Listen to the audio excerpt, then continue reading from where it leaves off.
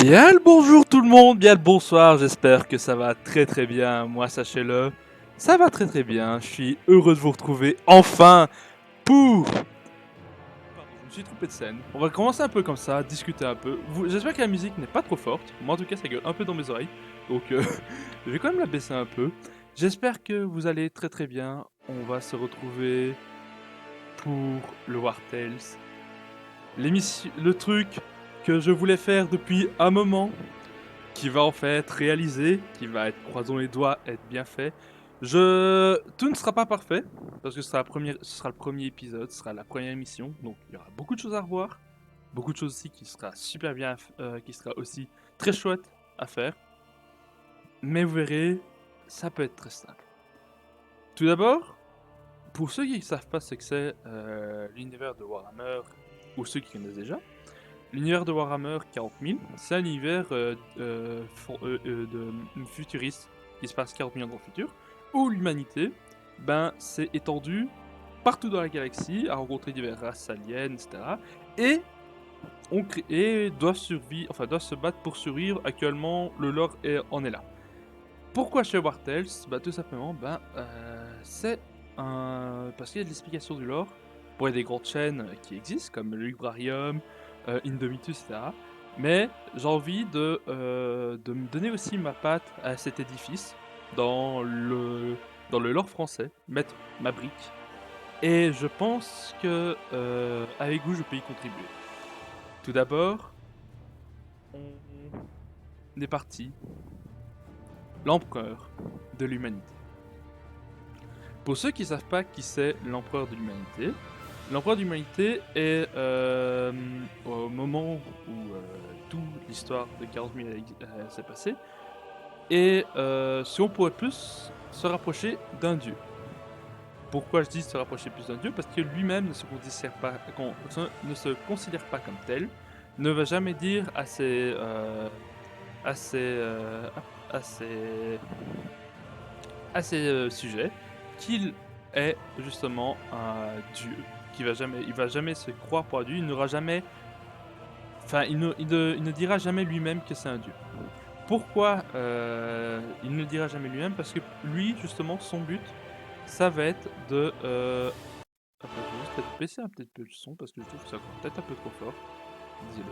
Donc pourquoi lui-même va se considérer comme un dieu, ne se considère pas pardon, comme un dieu, tout simplement parce que lui, il veut abolir tout ça, du fait que les dieux que lui a rencontrés, parce que oui, on a rencontré, c'est pas des dieux très sympas. On a notamment le dieu du chaos, contre qui il va être détesté et contre qui il va se battre, il va même être nommé l'anathème. Mais tout ça, on en reviendra plus tard. En tout cas, j'espère que le son actuellement va bien, que tout est ok de votre côté. Ça va durer une petite heure, tout tranquille, tout peinard. Amusez-vous. Alors, pourquoi l'empereur de l'humanité? Bon, faut savoir que l'empereur de l'humanité est ce qu'on appelle un perpétuel. C'est-à-dire qu'il ne meurt pas, qu'il ne vit, enfin, il ne sait pas, il ne vieillit pas et il ne meurt pas. C'est Figile. Et faut savoir que lui ne veut, hop là. Ah oui, non, t'inquiète, donc j'expliquais par rapport à l'empereur. De toute manière, il y aura la rediff sur YouTube, vous la retrouverez ça après. Je vais pas répondre tout le temps à vos questions, j'y répondrai quand il y aura certains moments pour pouvoir rebondir dessus sur certains sujets. Si celle-ci, n'hésitez pas à les poser, je les lirai, mais si jamais ça me semble pertinent et que ça par rapport au sujet, je rebondirai dessus. Donc, hop là. Donc, par rapport justement à l'empereur, qui est considéré comme un perpétuel, pourquoi? Tout simplement, il y en a dans la galaxie. Vulcan, qui est le primarque des Salamanders, est un perpétuel. On a John Grammaticus, on a aussi le Malcador le Sigillite, on a Ertak, enfin, non, attends, Etra, oui, qui est la généticienne de l'empereur, justement qui va lui permettre de créer justement les futurs Space Marines et Primarch. Faut savoir que l'empereur de l'humanité, hop, est surpuissant. Le regarder fait littéralement rend avec des gens. Rien qu'en jetant un regard sur lui, tu peux mourir. tellement qu'il est sublime. Tu en pleures quand tu vois sa présence. Il se baladera toujours avec un masque ou sur une autre forme pour justement éviter, quand il se montre à ses sujets, de justement avec juste sa simple vue, enfin pas avec, enfin à sa simple mention ou sa simple vue, l'éviter de mourir. Parce que l'empereur de l'humanité, lui, qu'est-ce qu'il veut? C'est que l'humanité persiste et survive de bout en bout. Il veut que la galaxie soit contrôlée par l'humanité. Pour ce faire, il va d'abord s'entourer des meilleurs disciples enfin, pas meilleurs disciples, mais des meilleurs, des meilleurs. Malcador en est justement la preuve. Malcador Sigilite, qui est sans doute le psycheur le plus puissant après l'empereur. Parce que oui, l'empereur est aussi un psyker. La création de l'empereur, pour bondir un peu, la création de l'empereur n'est pas due à... L'empereur n'est pas apparu en mode pouf, comme ça. Non. L'empereur, faut savoir que qu'on pense sa création au moment de l'ère des luttes, au moment où il y avait toute la Terra était régie par des techno-barbares, et justement eux voulaient et comme au moment où où tout Terra était contrôlé par des techno-barbares, se battaient entre eux, il y avait des guerres, c'était vraiment en mode, imaginez Mad Max, mais encore plus violent, vous voyez. On estime que pendant, allez, une centaine d'années, tous les psycheurs de tous les clans des techno-barbares se sont réunis à un seul endroit pour créer un être unique qui s'appellera l'Homme Nouveau, qui va devenir empereur à la fin. L'Homme Nouveau, quand il va arriver sur Terra, quand il va commencer à comprendre comment fonctionne l'humanité, il va l'observer de loin, sans jamais agir, pendant les quelques siècles après l'ère des luttes. Quand l'unification de Terra va commencer, il va apparaître tel un soleil et prêt à défoncer tous ses ennemis quoi qu'il arrive. Hop, voilà. J'essaie un peu de ranger ça. Pour le moment, est-ce que tout est ok? Voilà. L'empereur est un être si puissant que c'est difficile de rester en face de lui sans plier les genoux ou sans baisser les yeux. Il est tellement son charisme et son psychique est puissant, même ses enfants, ses fils, les primarques, ne sauront jamais être au-dessus, enfin ne sauront jamais être, allez, le regarder dans les yeux, ne sauront jamais être debout en face de lui pour regarder dans les yeux. Le regard d'ailleurs en a fait les frais. Bref. L'empereur, quand il va commencer sa machine, toute sa création, etc., va s'entourer, comme je vous ai dit, des meilleurs. La généticienne, faut d'ailleurs que je cherche le nom parce que j'ai oublié le nom, malheureusement. Voilà, c'est erreur de ma part. Je vais le retrouver parce que je l'ai noté et c'est dans mes notes. Mais voilà, il s'est entouré d'une généticienne de génie qui est aussi une perpétuelle. Il avait à côté de lui son bras droit qui était Malcador le sigilliste. Et on avait aussi un troisième, qui est lui aussi un perpétuel. Mais, voilà. Faut savoir que bien sûr, hop. Juste actuellement, ma connexion foire un peu, donc je suis désolé. Faut bien sûr que je fasse ça au moment où j'oublie toutes les infos. Let's go. Ne vous inquiétez pas, je vais vite avoir l'info. Parce que, hop, bien sûr. Tac. Alors, non, pas d'info. Voilà. Tac. Voilà, donc Erda, qui est la généticienne, ça savais bien que j'avais le nom. Anar Astartes, qui travaille sur le façonnage génétique. Donc généticienne, vraiment l'empereur, au moment où tout va s'aligner pour lui, où tout va se créer, ça va être vraiment au moment où il va avoir la naissance de Slanesh, qui est un dieu du chaos, on en parlera peut-être plus tard, vous verrez. Ensuite, il va y avoir donc il y a Malcador Sigil, il y a Erda et il y a Amar Astartes, qui lui aussi façonneur génétique, et tout ça, tous les 4 là, vont former un peu, enfin tous ces 3 là vont former les noyaux durs que l'empereur va pouvoir se reposer pour justement avancer dans la galaxie. Hop, voilà. L'empereur, faut savoir que voilà, ici, est agencé d'une armure en or. L'or, bon, théoriquement, comme on sait, c'est un matériau mou, mais bon, bref. Il a comme équipement aussi une épée. L'épée de l'empereur qu'on appelle, qui pourrait tuer n'importe quel démon s'il le verrait. Voilà. Ça, c'est l'empereur. Enfin, faut savoir que chaque fois c'est des illustrations. Donc, ces illustrations représentent chaque fois l'empereur, comme vous voyez, comme je vous ai expliqué, avec différents Space Marines qui, eux, sont chaque fois, dans cette ambiance-là de on respecte toujours l'empereur et on fait le nécessaire. Hop. Ensuite, Terra. Faut savoir que Terra, au moment où l'empereur s'éveille, c'est littéralement c'est une planète qui est empoisonnée. C'est une planète qui bonne chance pour vivre dessus quoi. Il y a plus beaucoup d'eau, il y a plus beaucoup de vie. Les technobarbares se battent justement pour les maigres ressources qui encore existent sur Terra. Pour ce faire, pour la reconquête de Terra, l'empereur, tout d'abord en étant enfermé bon, là vous voyez c'est un peu la carte, en s'enfermant les prémices de son palais impérial, qui se trouve au sommet de l'Himalaya, va justement façonner tout ça et va créer ce qu'on appelle les premiers guerriers génétiquement modifiés, qui sont les guerriers tonnerres, Thunder Warrior en anglais. Ces guerriers, avec d'autres guerriers qu'on en parlera un peu plus tard dans l'exposé, oui parce que c'est un exposé,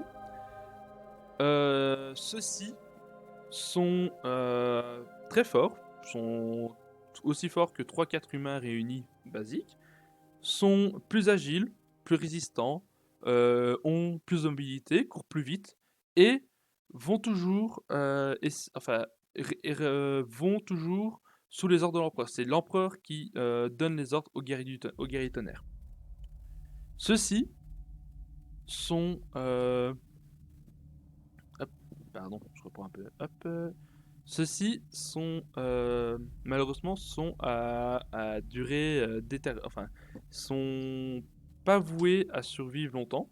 Pourquoi? Parce que l'empereur ne les a dotés de codes génétiques qui vieillissent très vite en fait. Le vieillissement chez eux, comparé, bon, c'est toujours moins fort que enfin, ils vieillissent toujours moins vite que des humains normaux, mais ils vieillissent quand même beaucoup. De sorte que l'empereur va juste se servir d'eux pour justement faire les prémices de l'unification de Terra. Quand il va faire l'unification de Terra, il va abolir toutes les religions. Il va faire en sorte que il n'y ait plus aucune religion sur la Terre, mais que pardon, que chaque personne, chaque humain pense à la technologie, pense à la science, que pour eux rationne par les sciences, par la technologie, donc il va abolir tous les dieux. Parce qu'il faut pas oublier, l'empereur est omniscient, il voit qu'est-ce qui se passe dans le Warp. Le Warp, c'est la zone où justement sont les dieux du chaos et différentes entités démoniaques. Et dans le Warp, il sait que les dieux existent, et il sait que justement en abolissant toutes les religions, il va permettre aux humains, à l'humanité justement, de s'abolir de ces dieux et ne pas renforcer leur pouvoir au fur et à mesure. Voilà. Quand Terra aura été conquise, là justement, vous voyez une vue du dessus du plan du palais, justement, où par rapport, là on a, enfin ici au milieu, vous voyez la grosse brique d'or, c'est le dessus du palais impérial. Quand Terra va être conquis, après ça, l'empereur va aller sur Mars. Il va, non, pardon. Quand Terra va être conquis, il va détruire il va détruire les guerriers tonnerres avec avec avec les custodes. Il faut savoir que les custodes, eux, c'est des guerriers. Enfin, si vous voulez, c'est littéralement la garde rapprochée de l'empereur. Ces les gars, ils sont plus forts que ils sont aussi forts que des Primarchs. Ils sont aussi forts que des... Enfin, ils sont beaucoup plus forts que des Space Marines. Genre, il faut... Enfin, un Space Marine en 1v1 contre un Custodes, il perd. Voilà. Faut savoir que eux sont vraiment les guerriers d'élite. C'est le dernier rempart face à l'empereur. Ensuite, il y aura aussi des autres guerriers avec eux, qu'on appellera les Sœurs du Silence. Les Sœurs du Silence, c'est des femmes qui n'ont aucune connifiance dans le warp. C'est-à-dire qu'elles n'ont pas d'âme. C'est c'est une anathème contre les démons. C'est-à-dire que les démons, les dieux du chaos, ne les ressentent pas. Et les psychers, quand ils sont tout près de ces sœurs du silence, sont, euh, sont justement, font justement, ont justement très peur, sont très mal à l'aise par rapport à tout ça. Quand l'empereur va va commencer à pouvoir partir dans, va pouvoir terminer sa grande œuvre, qui est la conquête de Terra, il va créer ce qu'on appelle les Primarques. Il va en créer 20. Seulement qu'ici, vous en voyez seulement que le portrait de 18 d'entre eux. Un côté loyaliste et un côté hérétique. Vous allez voir pourquoi après. Donc, de partant du dessus à gauche en suivant la ligne, donc on a Regaldorn, on a ensuite Ferrus Magnus, Sanguinus, Horus, Fulgrim, Perturabo. Ensuite, on a le Lion, Lion Angelson. On a Vulcan, qui moi est un primarque que j'apprécie. Rebouté Guilmin. On a Lorgar, Koran Kurtz. Ensuite, on a Mortarion, Jagatai Khan, Corvus Corax. Ensuite, on a les Manrus, Magnus le Rouge, Angron, et Alpharius et Omégon. Pourquoi je dis qu'il y en a 20 alors que là, je vous en ai cité seulement que 18 ?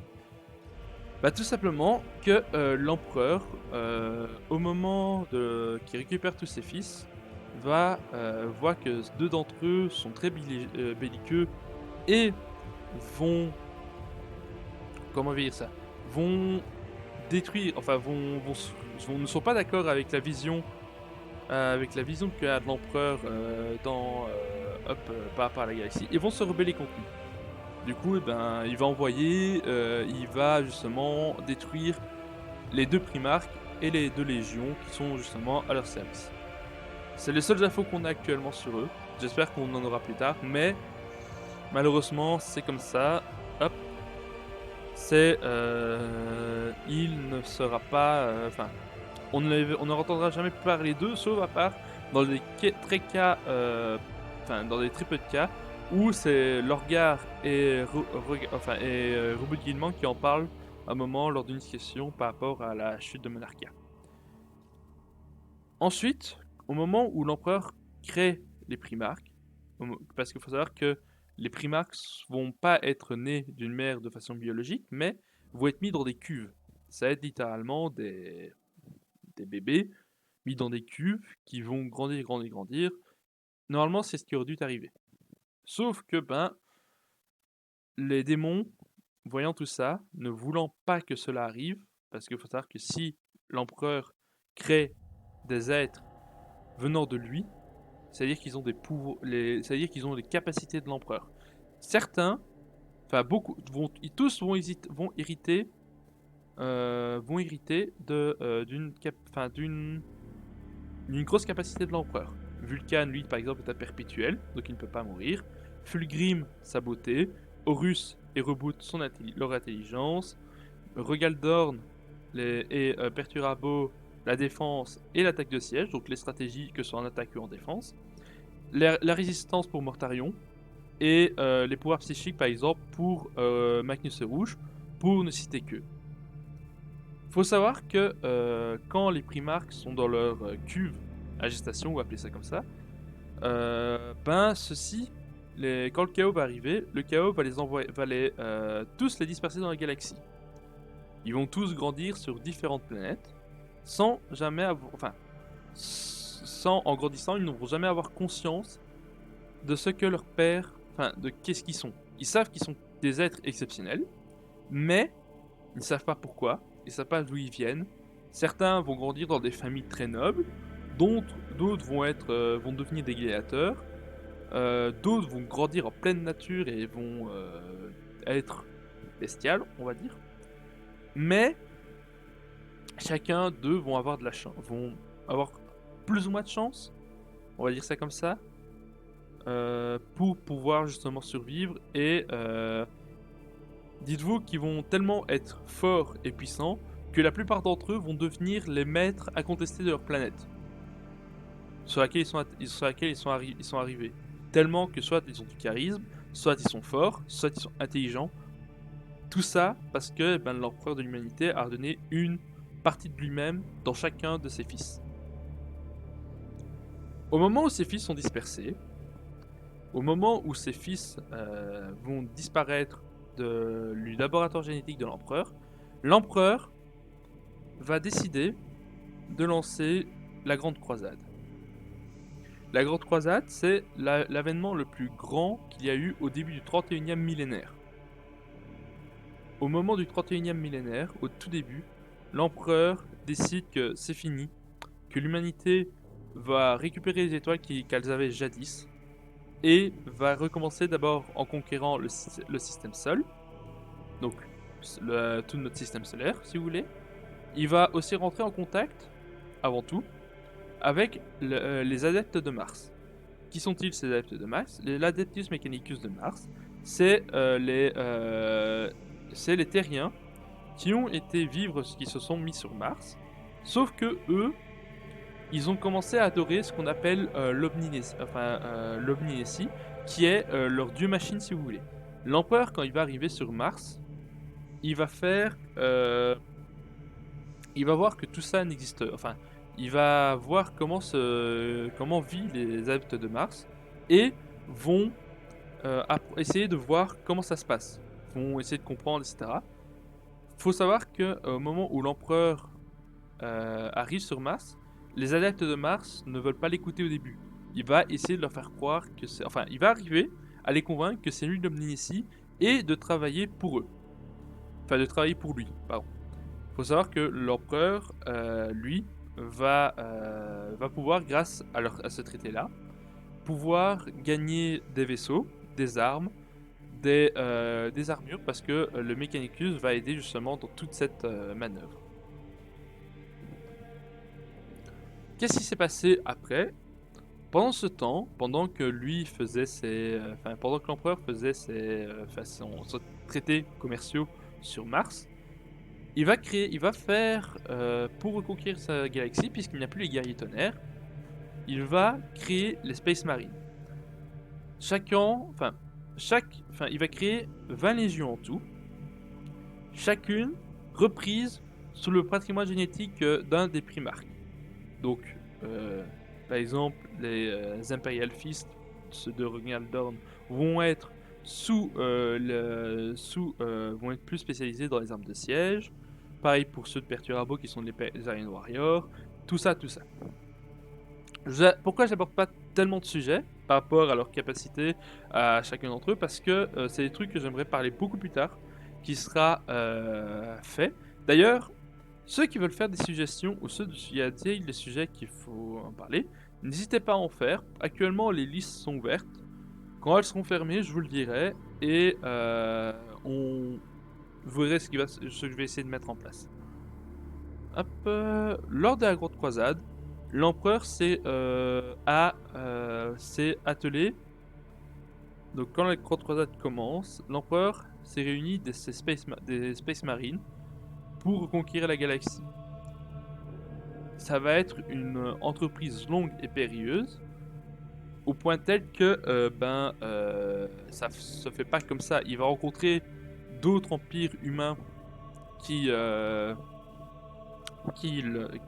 s'étaient fondés avant l'ère des luttes, parce qu'il faut savoir qu'avant l'ère des luttes, l'humanité a réussi à s'expandre sur d'autres planètes. Au moment où il rencontre ces humains, soit l'empereur exige soit que ces humains les rejoignent, soit qu'ils soient détruits, parce qu'il ne veut pas ben, il va toujours privilégier la diplomatie pour que ces humains les rejoignent, plutôt que de faire, la guerre et de voir tout tuer sur son passage. Voilà. J'espère que jusque-là tout est bon. Hein. Parce que si vous avez d'autres questions, là justement, je vais prendre un peu, avant de continuer, je vais souffler un peu parce que j'ai un peu la garde qui sèche. Je vais, la gorge qui gratte un peu. Je vais boire un petit coup, donc n'hésitez pas à poser vite fait vos questions, 2-3 questions, et après hop, on continue. Ouais. Hop, hop. Bon, on va continuer. Alors, donc, pendant la Grande Croisade, l'empereur combattre, enfin, va combattre diverses races aliens, divers empires humains aussi, mais sans toujours voir une lueur d'humanité pour que cette galaxie soit toujours la meilleure possible pour les humains. Il faut savoir que son objectif à lui, c'est réellement qu'à la fin de la Grande Croisade, quand celle-ci sera finie, ben, que l'humanité soit prospère, qu'il n'y ait plus de problèmes, et que ceux-ci vont pouvoir vivre normalement, on va dire. Hop là, j'ai mis 2 fois la même image. Ah bah ouais. J'ai mis 2 fois la même image, let's go. Bon bah tant pis, pas grave. Donc, bon, de toute manière, c'est pas grave. Donc, pendant la Grande Croisade, il va être aussi accompagné de régiments humains, qu'on appelle l'Auxiliar Imperium, enfin, Imperia Auxilia, et il va être aussi accompagné de ses custodes et ses sœurs du silence. Il va être le fer de lance dans toute la galaxie, d'accord? Faut savoir que chaque Grande Croisade, au moment où la Grande Croisade commence, l'empereur va s'entourer de ses meilleurs guerriers, va s'entourer des custodes, enfin des custodiens, pardon, va s'entourer des sœurs du silence, va s'entourer des Space Marines et va se lancer à la conquête des étoiles. Au moment où tout ça arrive, au moment où la Grande Croisade démarre, au fur et à mesure, il va retrouver ses fils. Il va retrouver justement au fur et à mesure la Grande Croisade avance, il va retrouver ses fils, au point que, au fur et à mesure, ceux-ci vont devenir des généraux puissants. Donc là, c'est l'empereur donnant son titre à Horus, parce qu'il faut savoir que lors d'un événement qu'on appelle la bataille du Lanor, c'est une bataille que j'aimerais bien en parler plus tard, donc c'est en fait pourquoi c'est plusieurs sujets vont être abordés. Je vais mettre des pistes, je vais mettre des portes, je vais ouvrir des portes, on va dire ça comme ça, et chacune d'entre elles vont être des futurs sujets sur lesquels je vais parler plus tard. Au moment où faut savoir que l'empereur à un moment doit faire face à le plus grand à la plus grand amas d'orques qu'il a vu de toute sa vie, enfin de sa longue existence on va dire, et rassemble du coup ses forces pour devoir les combattre. Ce qui va se faire, c'est que ben au moment où tout ça se passe, il est sur le point, enfin il attaque tellement ça de façon grand comment je vais dire ça, lors de la bataille du Lanor, ça va être tellement massacre sans nom et le fait que ben ça va être une grande victoire aussi pour l'empereur, qu'il décide de se retirer de la Grande Croisade, qui va donner ça à son fils favori, qui est Horus, qui va devenir ce qu'on appelle le maître de guerre, et qui va avoir pour mission de, euh, de continuer la conquête à sa place, au nom de l'empereur toujours. Sauf que Horus est honoré, mais en même temps se sent abandonné par l'empereur. C'est à ce moment-là que va germer les premières graines de l'hérésie. Lors quelques années, quand l'empereur revient sur Terra pour bâtir son palais, lui, Horus, livre des guerres de plus en plus loin par rapport à Terra, qui justement, ça commence un peu à créer des tensions, on va dire, mais sans vraiment remettre la loyauté en cause. D'accord? Sauf qu'à un moment, Horus se fait blesser sur une planète qui s'appelle Davin, et il est mortellement blessé. Pourquoi? Parce qu'il se fait blesser par une lame venant du chaos. Et le chaos va corrompre en prenant les sentiments les plus mauvais d'Horus et va les utiliser pour permettre de faire Horus leur plus grand champion. Donc ils vont corrompre Horus. Horus ne s'était pas encore déclaré hérétique, enfin contre l'empereur de l'humanité à ce moment-là. Parce que oui, au moment où il se fait blesser mortellement, il se fait emmener par ses enfants, ses fils, pardon. Ce sont pas réellement ses enfants, mais ses fils vers se faire soigner, se faire réparer. Enfin, pas réparer, mais vous avez compris. Se faire soigner et ils vont remarquer que leur père a changé. Horus a changé par rapport à sa manière d'être et d'exister. Sa manière aussi de voir comment la galaxie évolue. Comment va se passer la suite des événements? Horus ne s'était pas encore déclaré, déclaré contre l'empereur, mais avant toute chose, parce qu'il sait que dans ses rangs il y a des Space Marines qui sont toujours loyaux à l'empereur, il va décider de purger ses rangs avec l'aide de 3 autres frères, Angon de World Eater, Mortarion de la Death Guard et Fulgrim de Draper Children. Avec ces 3 autres frères, ils vont décider de purger leurs rangs sur une planète, sur un système qui s'appelle Is-23, dans le système d'Is-23. Faut savoir que la trahison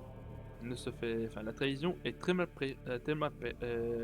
perçue, que ce soit pour leurs troupes ou pour le reste de l'humanité, parce que c'est le début d'une guerre civile sans précédent, au point tel que ça a toujours des effets négatifs au 41e millénaire. Lorsque les rangs sont des... Lorsque la bataille d'Isvan commence, il faut savoir qu'à la base, Horus avait réuni toutes ses troupes pour dire qu'il y a eu le gouverneur planétaire de Isvan qui s'est rebellé, qui veut justement reconquérir la planète, et va du coup envoyer ses troupes, mais pas des troupes en mode compagnie par compagnie, mais escouade par escouade, qui va chaque fois choisir ses hommes, les hommes qui lui sont loyaux, qui sont loyaux à l'empereur justement de l'humanité. Sauf que ça va pas se passer comme prévu. Vous en doutez bien, si un plan était tout parfait, rien ne pourrait échouer. Au moment que Horus décide de purger les rangs de ses traîtres à sa vision des choses, il va tomber sur un os en la personne de Loken. Loken étant un des fils des fils génétiques d'Horus. Il va mener la défense contre justement les forces d'Horus qui veulent essayer de le tuer, au point tel que ça va être Horus va perdre énormément de temps justement sur Is-23, et au point tel qu'il va décider d'utiliser des armes biologiques pour justement purger toute vie sur la planète. Sauf comment l'empereur va l'apprendre, justement cette trahison d'Is-23, il va y avoir un capitaine de la Death Guard, Nathaniel Garro, qui est ici, qui va justement lui va être envoyé, va apprendre la nouvelle de la trahison, va prendre une frégate, le Liechtenstein, le Liechtenstein, et va retourner sur Terra, malgré le fait des feux nourris qui se prend dessus, et le fait que sa barge de bataille est endommagée. Il va traverser le Warp en dérivant, atterrir dans un espace inconnu, au point tel que il n'a plus de ressources avec son vaisseau pour aller plus loin, et pour au moins essayer de se faire repérer par un navire allié ou un navire allié. Il va justement faire exploser ses moteurs warp, et ça va alerter ça va alerter des navires de l'empereur qui sont d'autres que celui de Ronaldin, le primarque des Imperial Fist, qui va repérer le navire, qui va sortir du Warp, parce qu'il était aussi coincé dans le Warp lui aussi, et qui va ramener Natal Garo sur d'abord la Lune, parce qu'on pense que c'est qu'il y a une trahison, puis sur Terra. L'empereur, apprenant cette douloureuse trahison, va demander à 7 légions de aller punir Horus et les traîtres. Il va demander aux fers de lance, enfin, on va demander aux 3 premières légions qui sont les Iron Hand, Salamanders et la Raven Guard, qui vont être épaulés ensuite par les Iron Warriors, l'Alpha Légion, les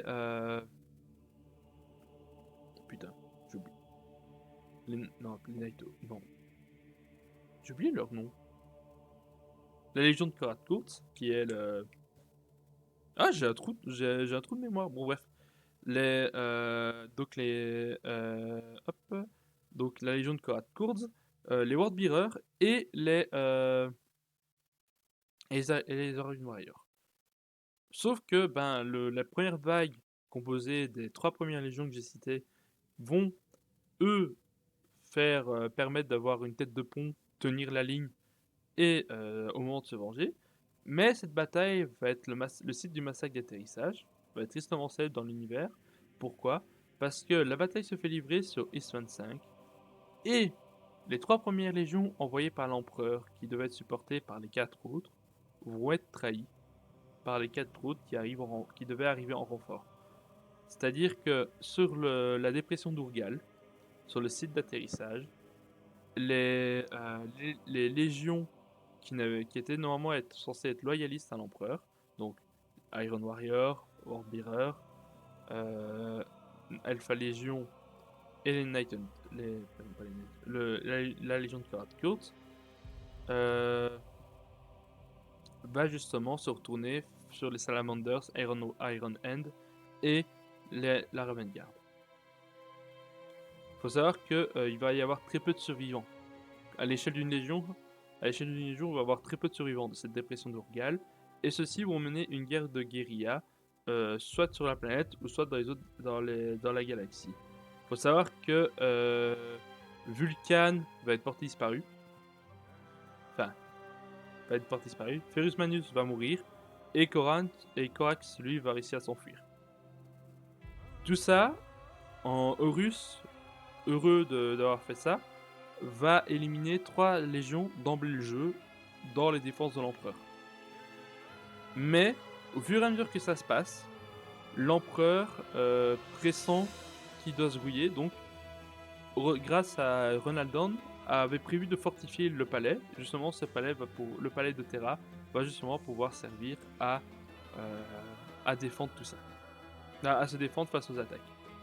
Les années vont passer, il va y avoir de la guerre partout dans la galaxie, jusqu'à arriver sur Terra, où les forces d'Horus, en supériorité numérique et technologique, vont faire le siège de Terra.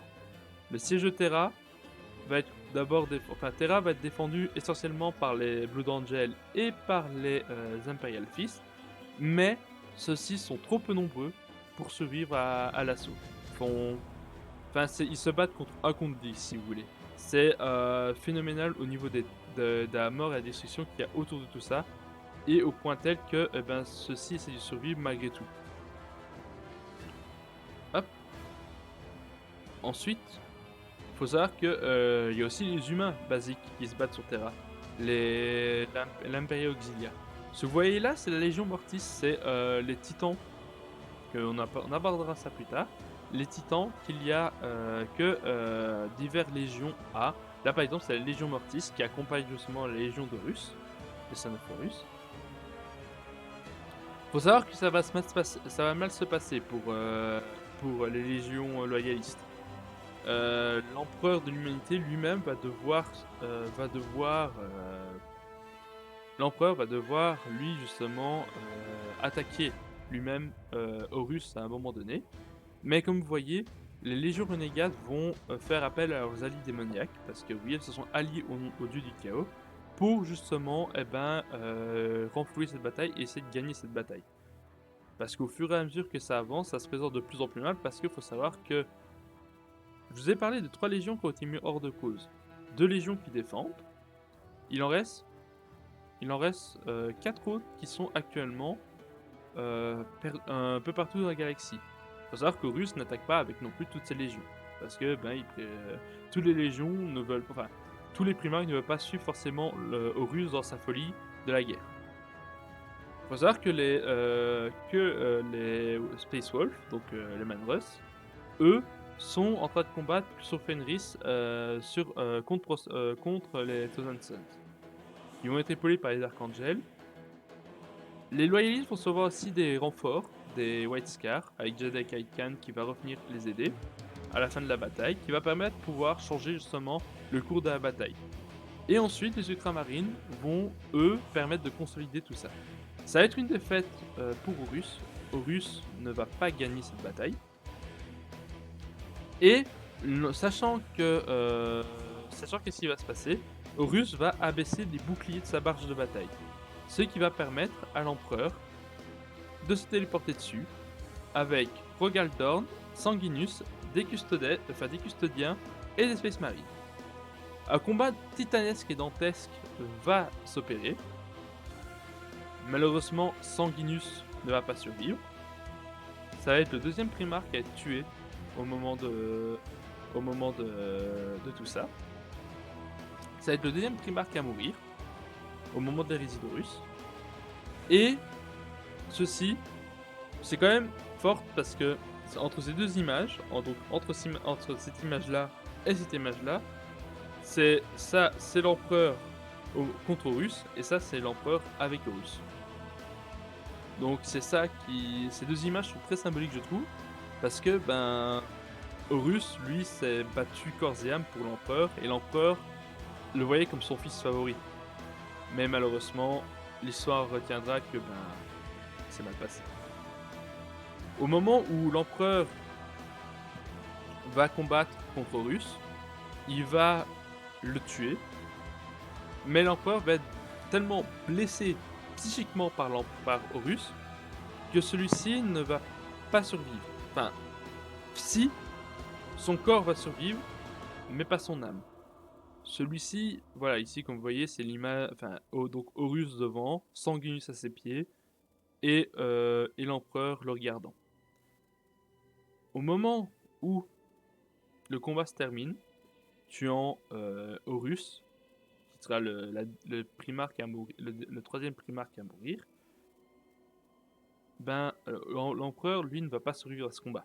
Je disais donc, l'empereur de l'humanité, à la fin du combat avec Horus, va terminer sur le trône d'or, qui va justement le maintenir en vie tout ce temps. D'accord ? Ensuite, au moment où l'empereur de l'humanité va se mettre sur le trône d'or, il va plus être qu'un phare pour l'humanité. Il ne va pas survivre. Enfin, il ne va plus savoir se bouger. Si on le bouge du trône d'or, il meurt. Enfin, d'après ce qu'on en pense.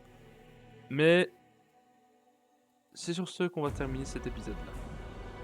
J'espère que malgré les problèmes techniques qu'il y a eu et qui ont engendré quelques soucis, que ce premier épisode vous a plu. J'espère que ça a été enrichissant pour ceux qui ne savaient pas l'univers. Je vais essayer que les prochains... N'hésitez pas à faire des retours. Le prochain, je vais essayer que ce soit plus rythmé. Mais voilà, c'est des choses que je dois toujours travailler. Je remercie la Legio... bon, je vais vous donner le truc. Donc ici, la Legio Symphonica, qui a permis... il permet d'utiliser les musiques chez lui. Enfin, de chez lui. Et je dois juste le mentionner. Mais sachez qu'il fait de très bonnes musiques par rapport à l'univers de Warhammer 40 000. Donc, honnêtement, merci à lui de nous permettre d'utiliser ces musiques. Je vous remercie. Il y aura la rediff sur YouTube où je vais devoir travailler un peu dessus parce que en deux parties, c'est pas embêtant. La première partie est terminée de ce sujet.